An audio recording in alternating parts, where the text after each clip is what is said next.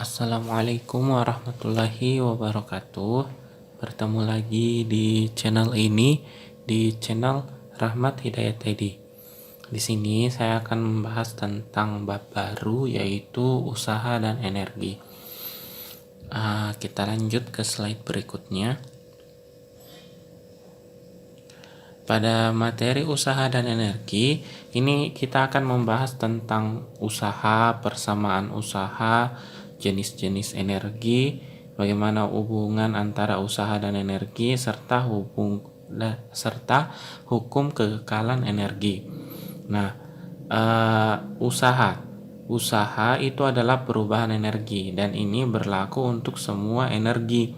Jadi hubungan antara usaha dan energi yaitu adalah usaha itu perubahan energi. Nah, untuk persamaan dari usaha itu adalah perkalian dot antara vektor gaya dengan vektor perpindahannya.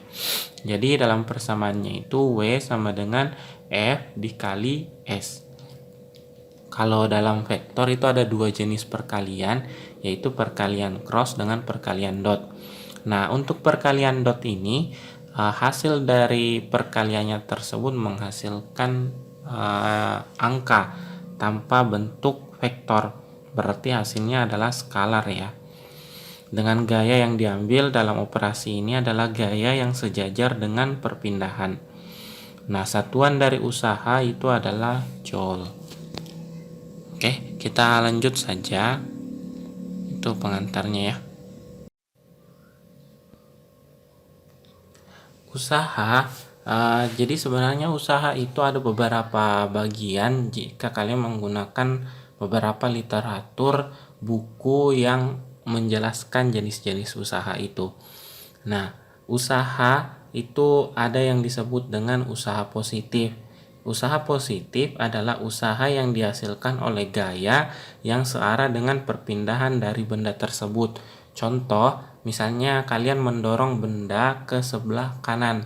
Terus, kalau kalian mendorong benda ke sebelah kanan, berarti gaya diharapkan bendanya berpindah ke sebelah kanan kan? Nah, kalau bendanya berpindah ke sebelah kanan, terus gaya yang kalian berikan juga arahnya ke kanan, berarti usahanya itu bernilai positif. Nah, kalau usaha negatif itu adalah usaha yang dihasilkan oleh gaya yang berlawanan arah dengan perpindahan dari benda tersebut. Nah, gini nih, kan kalian dorong benda ke sebelah kanan, nah perpindahan benda itu ke kanan kan. Nah, misalnya kalau di antara lantai dengan benda tersebut terdapat gaya gesek. Nah, gaya geseknya kan arahnya ke kiri tuh.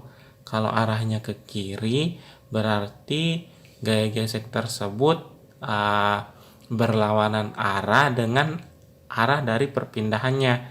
Nah, gaya geseknya ke kiri, perpindahannya ke kanan. Nah, ini yang disebut dengan usaha negatif, yaitu usaha yang dihasilkan oleh gaya yang berlawanan arah dengan perpindahan benda tersebut. Nah, ada juga yang disebut dengan usaha nol. Usaha nol adalah usaha yang dilakukan oleh gaya tapi tidak menyebabkan terjadinya perpindahan dari benda tersebut. Contohnya kalian dorong dinding, dindingnya kan gede tuh. Misalnya gede terus nggak mau kegerak, berarti usaha yang kalian lakukan itu tidak membuat dindingnya bisa bergerak. Berarti dianggap bahwa usahanya kalian itu nol. Sebenarnya ini juga termasuk jahat juga ya, karena usaha itu hanya melihat hasil yang kalian berikan. Contoh misalnya seperti kalian telah berusaha mendorong benda tersebut tuh, terus bendanya itu tidak bergerak sedikit pun, berarti dianggap kalian tidak melakukan usaha sama sekali, atau usahanya kalian itu sama dengan nol. Nah, kita ke contoh soal nih. Nah, sebuah balok ditarik dengan tali oleh gaya 15 Newton sehingga berpindah sejauh 4 meter. Jika tali membentuk sudut 60 derajat terhadap arah perpindahan balok, maka usaha yang dihasilkan adalah...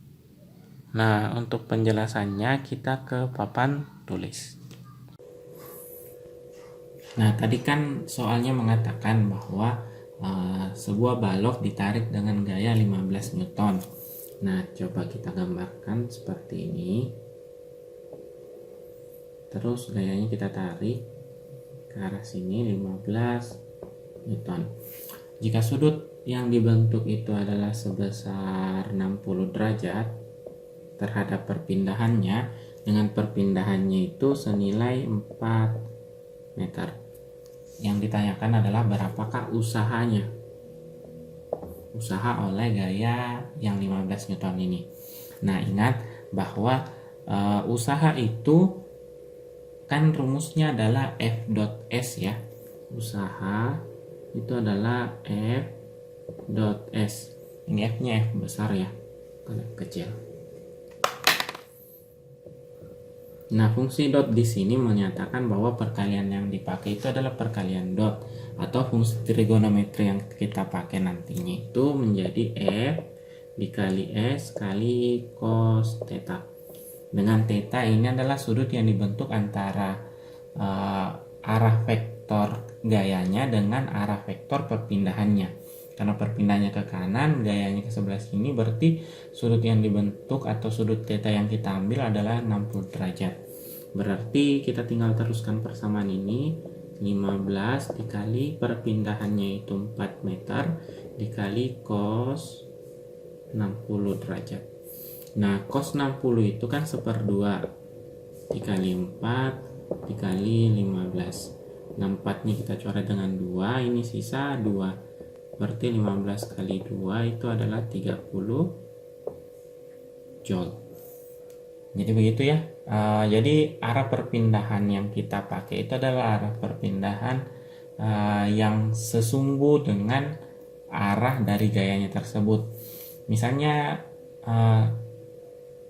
kayak soal yang nomor berikutnya tuh. Saya bahas ya soal nomor berikutnya. Jadi begitu ya. Jadi arah perpindahan yang kita pakai itu adalah kalian bisa yang sesungguh dengan arah dari gayanya tersebut. Dan misalnya saya mengingatkan tetap dukung channel ini kayak soal yang nomor berikutnya berkembang dan bermanfaat untuk kita. Saya bahas ya. Terima kasih. Assalamualaikum warahmatullahi wabarakatuh.